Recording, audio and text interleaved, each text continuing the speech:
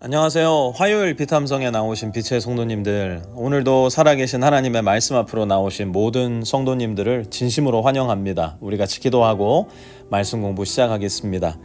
사랑의 하나님 아버지, 하나님의 말씀을 대면한다는 것은 나의 세상을 뒤흔드는 일입니다.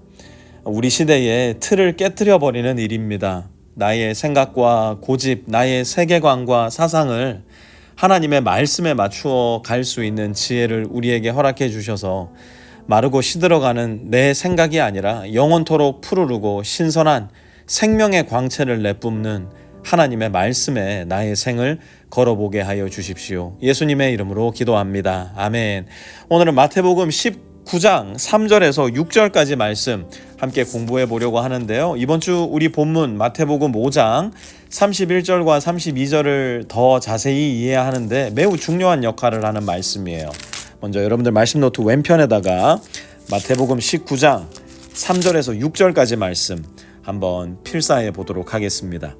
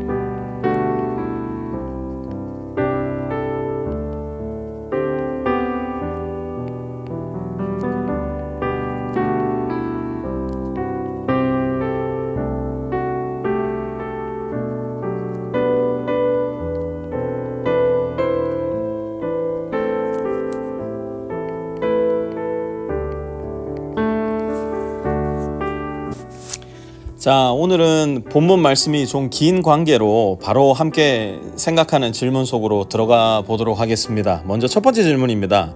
오늘 본문 속 바리새파 사람들이 이혼에 대한 질문을 던진 이유는 무엇이었을까요? 3절 말씀에 보면 그 이유가 명확하게 등장을 하죠. 바리새파 사람들이 예수께 다가왔어요. 무엇을 하려고요? 그를 시험하려고. 바리새파 사람들은 예수님을 시험하기 위해 예수님께 나아온 겁니다. 왜 그러냐? 그 당시 바리새파 사람들의 눈에 예수님은 그야말로 눈의 가시였기 때문이었어요.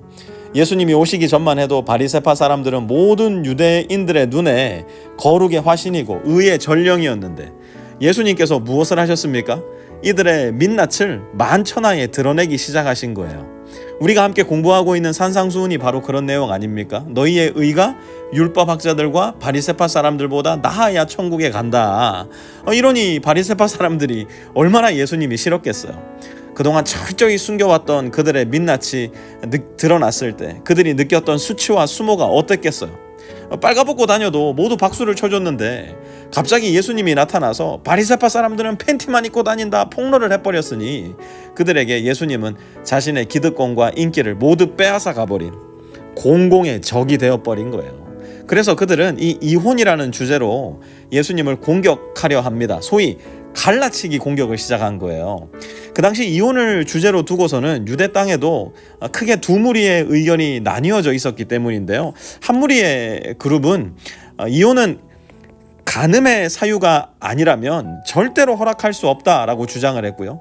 다른 한 그룹은 남편이 아내가 마음에 안 들어요. 그러면은 무슨 이유가 됐든 이혼은 허락한다라고 주장을 했어요. 바리새인들은 생각한 겁니다. 예수님이 이쪽 편을 들어주면 이쪽 편이 예수님을 공격할 것이고 예수님이 이쪽 편을 들어주면 이쪽 편이 예수님을 공격할 것이니 어디 편이 됐건 예수님을 미워하는 사람이 더 많이 생길 것이다. 바로 그것이 예수님께 이 질문을 던진 바리새인들의 의유였고 의도였습니다.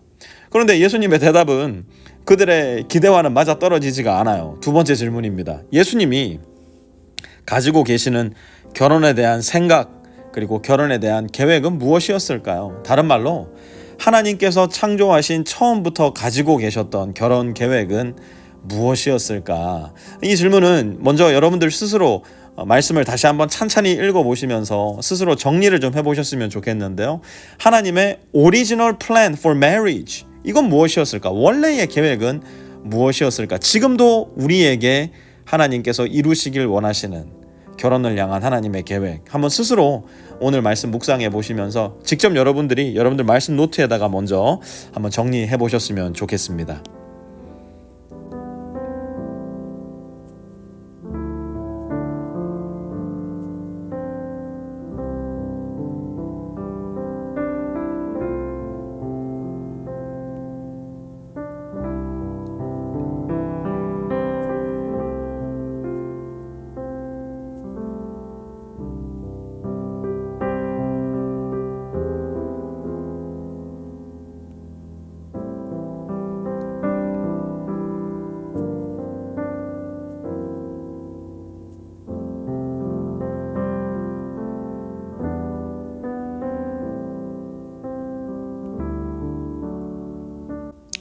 사랑하는 성도 여러분, 우리 결혼을 향하신 하나님의 뜻은 무엇일까? 4절 먼저 한번 봐보세요. 여기 보면 사람을 창조하신 분이 언제부터요? 처음부터 그들을 남자와 여자로 지으셨다. 하나님은 아담과 누구를 지으셨어요? 아담과 하와를 지으셨지 아담과 철수를 지으신 게 아니라고요.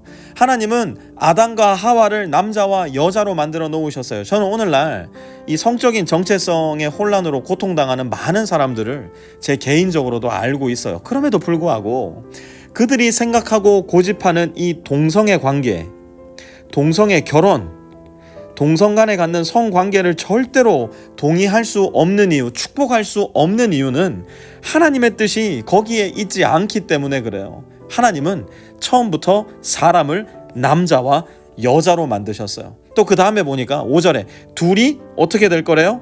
한 몸이 될 것이다. 둘이 한 몸이 될 것이래요. 하나님의 계획은 단순히 너와 나의 통장이 합쳐지는 게 아니에요.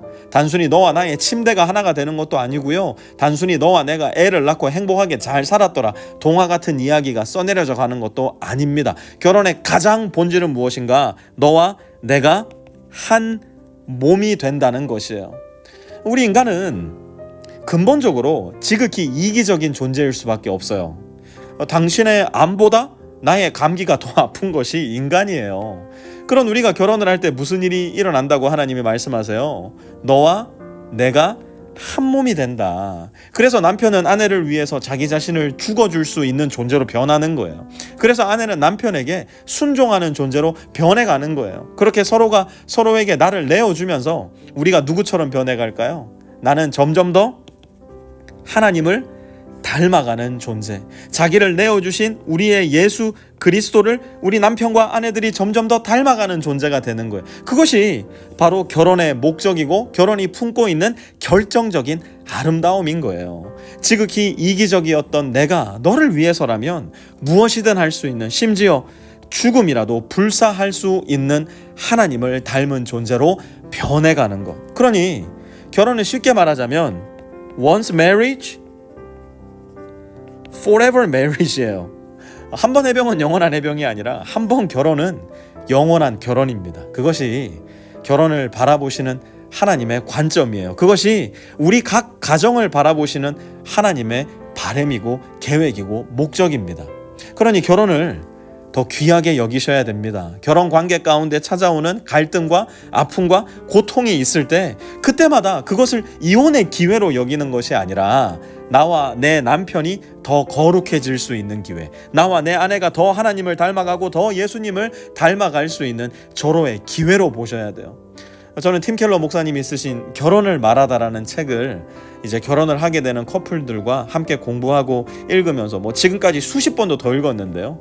이 책에서 제가 읽을 때마다 참 무릎을 치게 되는 표현이 하나 있어요. 내 남편을 볼 때마다, 팀 켈러 목사님 말이에요. 성경 말씀이 아니라. 내 남편을 볼 때마다, 또 내 아내를 볼 때마다 이 사람을 완성된 작품으로 보기보다는 이렇게 네모 반듯한 원석으로 보라는 거예요. 원석. 대리석이 됐건 다이아몬드가 됐건 뭐가 됐건 원석으로 보라는 거예요. 그리고 아픔을 겪을 때마다, 고통을 겪을 때마다, 갈등을 겪을 때마다 이 원석에서 아름답지 않은 부분을 떼내어 가라는 거예요. 나의 섬김으로, 나의 사랑으로, 나의 순종으로 그렇게 기다림의 시간 가운데 조각하다 보면 어느새 멋진 조각상이 나온다는 거예요. 이게 제가 그림이 좀 부족하기 때문에 표현이 잘 안 되고 있지만 어느덧 거기에서 멋진 작품이 나온다는 겁니다. 처음부터 내 배우자를 완성품으로 본다면, 마스터피스로 본다면 우리는 실망할 거예요. 절망할 거예요. 쉽사리 포기하게 될지도 몰라요. 그러나 처음부터 내 배우자를 이 원석 덩어리로 본다면 실망할 시간이 어디 있어요. 절망할 이유가 어디 있어요. 포기하면 안 되죠. 거기에 내 사랑의 조각을 입혀주고, 거기에 내 섬김의 조각을 입혀주고, 거기에 내 희생의 조각을 입혀주고, 거기에 내 죽음의 조각칼을 갖다 대면, 그리고 시간이라는 재료가 더해진다면 그 어디에서도 찾아볼 수 없는 작품이 나온단 말이에요. 우리 모든 부부들이 서로를 이렇게 바라볼 수 있다면, 서로를 이렇게 대해줄 수 있다면 우리 교회에 정말 멋진 작품들이 시간의 흐름 속에 쏟아져 나올 수 있지 않을까요? 그래서 오늘은 비탐성을 마무리하면서 이렇게 한번 기도해봤으면 좋겠어요. 하나님, 제 남편은 원석입니다. 하나님, 제 아내는 원석입니다. 저도 원석입니다. 결혼생활 가운데 서로를 섬김으로, 사랑함으로, 서로에게 낮아짐으로 하나님이 빚어가시는 아름답고 멋진 작품, 저와 제 아내, 저와 제 남편이 되게 하여 주십시오. 제가 해야 할 일들, 섬겨야 할 일들, 낮아져야 할 일들, 죽어야 할 일들 주의 깊게 잘 살펴서 우리 가정 안에 하나님의 뜻이, 하나님의 나라가 임하게 하여 주십시오. 우리 그렇게 기도하면서 오늘 비탐성 마무리하도록 하겠습니다.